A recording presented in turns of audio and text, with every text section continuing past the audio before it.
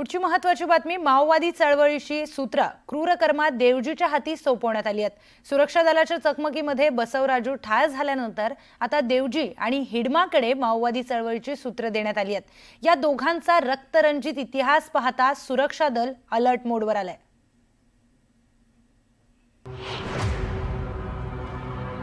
माओवाद्यांची सूत्र जहाल देवजीच्या हाती।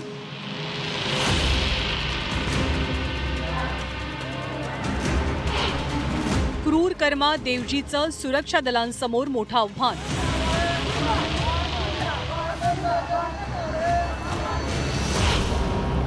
गडचिरोलीसह दंडकारण्यात हाय अलर्ट। नाव तिप्पिरी तिरुपती उर्फ देवजी, कुख्यात माओवादी। 131 जवानांच्या हत्येचा आरोप। माओवाद्यांचा सर्वोच्च नेता बसवराजूच्या खात्म्यानंतर क्रूर कर्मा देवजीकडे माओवादी चळवळीचं नेतृत्व सोपवण्यात आलंय आणि त्याचा फोटो न्यूज 18 लोकमतच्या हाती लागलाय।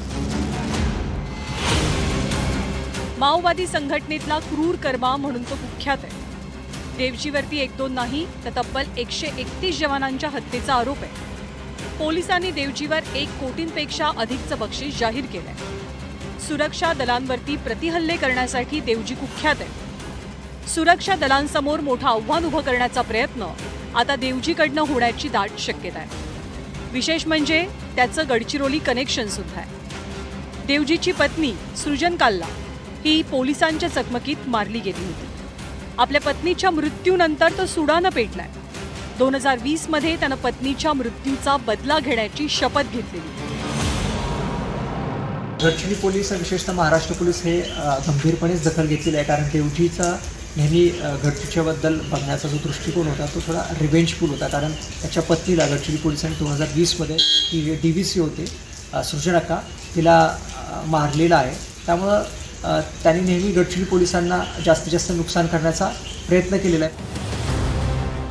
देवजीचा इतिहास रक्तरंजित इतिहास आहे।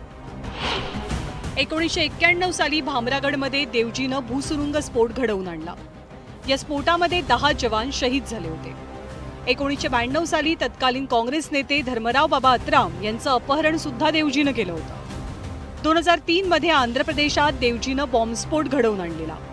छत्तीसगडमधल्या राणी बोदलीच्या घटनेत 55 तर दंतेवाड्याच्या घटनेत 80 CRPF जवान शहीद झाल्याच्या घटनांचं नेतृत्व सुद्धा देवजीनंच केलेलं होतं। 2009 साली दंतेवाड्यात सुरक्षा दलावर झालेल्या भीषण हल्ल्यात 85 जवान शहीद झाले। तर त्यानंतर 2013 साली सुकमा जिल्ह्यात काँग्रेसच्या रॅलीवर मोठा हल्ला झाला। या हल्ल्यामध्ये माजी केंद्रीय मंत्री विद्याचरण शुक्ल यांच्यासह 35 जणांचा मृत्यू झालेला। या दोनही घटनांचा मास्टरमाइंड देवजी होता। देवजीवरती तब्बल 6 कोटी रुपयांचं बक्षीस आहे।